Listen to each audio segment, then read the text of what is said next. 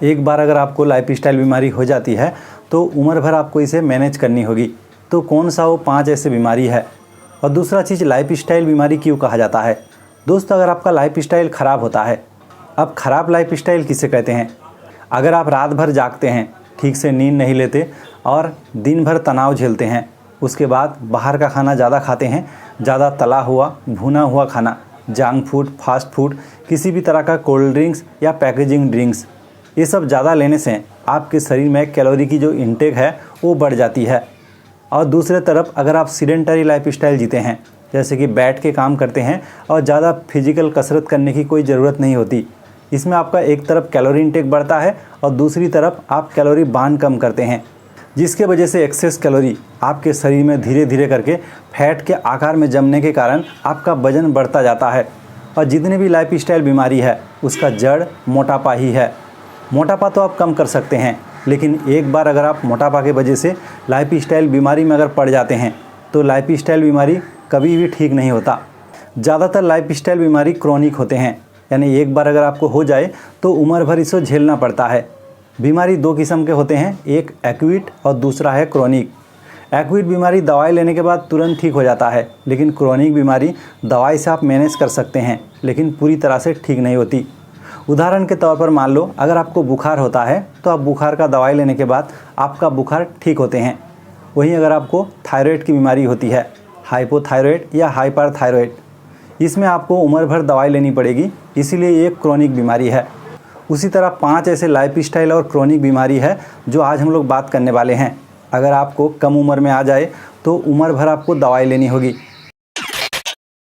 Number 1, type 2 diabetes. Diabetes कई किस्म के होते हैं, एक टाइप 1 डायबिटीज़, दूसरा है टाइप 2 डायबिटीज़। अभी तो फ़िलहाल टाइप 3 डायबिटीज़ भी आ चुका है। इसके अलावा और एक किस्म का डायबिटीज़ होते हैं जिसका नाम है जेस्टेशनल डायबिटीज़। आमतौर पर महिलाओं को प्रेगनेंसी के दौरान ये डायबिटीज़ होती है। लेकिन टाइप 2 डायबिटीज़ को लाइफस्टाइल बीमारी क्यों कहा जाता है? अगर आप लंबे समय से ख़राब लाइफस्टाइल जीते हैं, गलत खान पान करते हैं, बैठ के काम करते हैं और किसी तरह का शारीरिक कसरत नहीं करते हैं, तो आपके शरीर में बेवजह फैट जमेगी, आपका वजन बढ़ेगा। और ये सब होने के साथ साथ आपके शरीर में इंसुलिन का सेंसिटिविटी कम हो जाता है, यानी बॉडी इंसुलिन रेजिस्टेंस हो जाता है, या तो हमारे पैनक्रियाटिक अच्छे से इंसुलिन हार्मोन का क्षरण कम कर देते हैं, जिसके वजह से आपके शरीर में ग्लूकोज की मात्रा ज़्यादा होगी। तो डायबिटीज़ के साथ इंसुलिन का क्या कनेक्शन है? दोस्तों, इंसुलिन एक ऐसा हार्मोन है जो हमारे पूरे शरीर में हर एक कोशिकाओं तक ग्लूकोज को पहुंचाने का काम करता है। अगर आपके शरीर में इंसुलिन का सेंसिटिविटी कम हो या शरीर में इंसुलिन का पैदावार कम हो, उसके वजह से इंसुलिन क्या करता है, पूरे शरीर में ग्लूकोज को अच्छे से नहीं पहुँचा पाता है और वही ग्लूकोज धीरे धीरे करके ब्लड में उसका लेवल बढ़ने लगता है। अगर आप खाली पेट टेस्ट कराते हो, जिसे हम लोग फास्टिंग कहते हैं, उसका लेवल अगर 125 mg पर डेसीलीटर के ऊपर जाने लगे और खाने के बाद, जिसे हम लोग पीपी कहते हैं, उसका लेवल अगर 200 mg पर डेसीलीटर के ऊपर जाने लगे, तो यानी आप डायबिटीज़ से पीड़ित हो।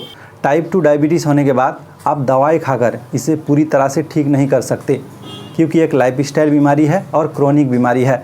जितने दिन तक आप जिएंगे इसे आपको मैनेज करना होगा, लेकिन लाइफस्टाइल सुधार कर आप दवाई का डोज को घटा सकते हैं या बढ़ा सकते हैं, लेकिन ये डॉक्टर के सलाह के मुताबिक आप करें। अगर आप सिर्फ दवाई लेंगे तो भी डायबिटीज़ को मैनेज करना बहुत मुश्किल होता है। दवाई लेने के साथ साथ आपको लाइफस्टाइल को भी सुधारना होगा, नहीं तो बाद में जाकर दवाई से आप इंसुलिन में भी शिफ्ट कर सकते हैं। Number 2, hypertension. हाइपरटेंशन यानी हाई ब्लड प्रेशर। अगर आपका ब्लड प्रेशर लेवल 140/90 mg पर डेसीलीटर के ऊपर जाने लगे, यानी आप हाइपरटेंशन से पीड़ित है। हाइपरटेंशन का कोई एक कारण नहीं होता। अगर आप लंबे समय से ख़राब लाइफस्टाइल जीते हैं, तनाव बहुत ज़्यादा लेते हैं, कम नींद लेते हैं और मोटापा का शिकार है, तो इससे आपको भी हाइपरटेंशन हो सकती है। लेकिन हाइपरटेंशन की सबसे बड़ी दिक्कत यह है, इसमें शुरुआती लक्षण बेहद कम होते हैं, इसीलिए लोगों को पता ही नहीं चलता उसका ब्लड प्रेशर लेवल बहुत ज़्यादा है। अगर आप लंबे समय से हाइपरटेंशन से पीड़ित रहेंगे और ब्लड प्रेशर को झेलेंगे, तो आगे चलकर आपको किडनी की बीमारी हो सकती है, आपका हार्ट ख़राब हो सकता है, स्ट्रोक हो सकता है, यहाँ तक कि हार्ट अटैक तक हो सकती है। इसीलिए आप इसे नज़रअंदाज ना करें। लेकिन कई लोग इसे नज़रअंदाज करते हैं, क्योंकि लोग सोचते हैं एक बार अगर आप दवाई ले लेंगे तो आगे चलकर आपको उम्र भर दवाई लेनी पड़ेगी। दोस्तों उम्र भर अगर दवाई लेनी भी पड़े तो आप तो स्वस्थ रहेंगे। आप दिन भर स्मोकिंग कर सकते हैं, अल्कोहल पी सकते हैं, ये जानकर भी ये आपको नुकसान पहुंचाएगा, लेकिन दवाई लेने में आपको परेशानी। अगर आप दवाई नहीं लेंगे और अपने ब्लड प्रेशर लेवल को कंट्रोल में नहीं रखेंगे तो आगे चलकर आपको बहुत ज़्यादा परेशानी हो सकती है, आपकी जान तक जा सकती है। तीसरी बीमारी है हार्ट की बीमारी। हार्ट की बीमारी के अंदर सबसे जो कॉमन बीमारी होते हैं वो है कोरोनरी आर्टरी डिजीज।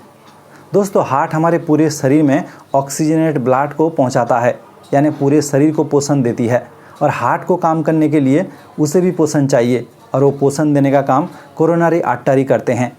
अगर आप लंबे समय से ख़राब लाइफस्टाइल जीते हैं, जंक फूड फास्ट फूड खाते हैं और ज़्यादा स्मोकिंग करते हैं, शराब पीते हैं, तो आपके कोरोनरी आर्टरी के अंदर प्लेक फॉर्मेशन होता है, और आगे चलकर ये आर्टरी अगर किसी तरह से 100% ब्लॉक हो जाए तो आपको दिल का दौरा पड़ेगा, आपकी मौत हो सकती है।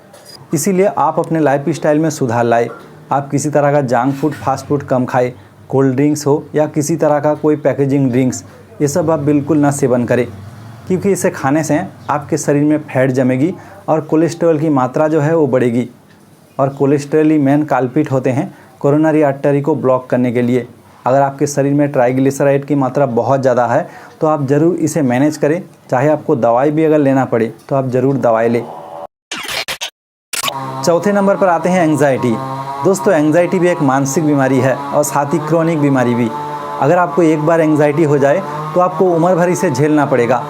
कई लोग कहते हैं एंग्जाइटी ठीक हो जाता है, लेकिन ठीक कितने प्रतिशत होते हैं? 60 से 70% तक ठीक होते हैं, लेकिन बाकी आपको उम्र भर झेलना है, इसे मैनेज कर चलना है। लेकिन एंग्जाइटी होती क्यों है? अगर आपका लाइफस्टाइल ख़राब है, आप बहुत ज़्यादा तनाव लेते हो और लंबे समय से ऐसा चलता है, तो एक समय आगे चलकर आपको किसी तरह का तनाव झेलने की जो क्षमता है वो घट जाती है। अगर किसी नॉर्मल व्यक्ति को तनाव आने पर जितनी परेशानी होती है, अगर किसी व्यक्ति को एंग्जाइटी होते हैं तो उसे छोटी सी परेशानी में भी बहुत सारा कष्ट होता है, बहुत सारा परेशानी होती है। यही तनाव और एंग्जाइटी के अंदर अंतर है, क्योंकि एंग्जाइटी एक बीमारी बन जाती है। तनाव तो हर किसी को होता है। अगर कोई व्यक्ति लंबे समय से तनाव को झेलेगा तो आगे चलकर उसे एंग्जाइटी जैसी बीमारी हो सकती है। तो ये भी एक क्रोनिक और लाइफस्टाइल बीमारी है, आप इसे ज़रूर मैनेज करें। अगर आपको एंग्जाइटी हो चुका है तो आप दवाई लेने के साथ साथ लाइफस्टाइल को भी सुधारें। आप अच्छे से नींद लें, आप तनाव को मैनेज करें, मेडिटेशन करें, योगा करें। ये सब करने से भी आपको काफ़ी हद तक राहत मिलेगी। और पांचवा जो बीमारी है वो है high uric acid. High uric acid भी एक लाइफस्टाइल और क्रोनिक बीमारी है। अगर आपके शरीर में एक बार आ जाए तो उम्र भर आपको इसे मैनेज करनी है। अगर आप इसे मैनेज नहीं करते हैं और ज़्यादा मात्रा बढ़ जाती है तो आपको गठिया जैसे बीमारी होगी, आर्थराइटिस जैसे बीमारी होगी, साथ में किडनी में पथरी भी हो सकती है। लेकिन यूरिक एसिड है क्या? दोस्तों यूरिक एसिड एक किस्म का वेस्ट प्रोडक्ट है जो हमारे शरीर में प्यूरिन टूट कर बनते हैं और किडनी द्वारा ये बाहर भी निकल जाते हैं। लेकिन किसी कारण की वजह से अगर हमारे किडनी इसे बाहर नहीं निकालता है तो हमारे शरीर के हर एक जॉइंट पर ये जमने लगता है और गठिया जैसे बीमारी होती है और बहुत ज़्यादा पेन होते हैं। तो ये सब लाइफस्टाइल और क्रोनिक बीमारी से अगर आपको छुटकारा पाना है तो लाइफस्टाइल में सुधार लाना होगा। आपको हेल्दी लाइफस्टाइल जीनी होगी। उम्मीद है दोस्तों वीडियो आपको इन्फॉर्मेटिव लगा। तो आज के लिए यहीं तक, धन्यवाद।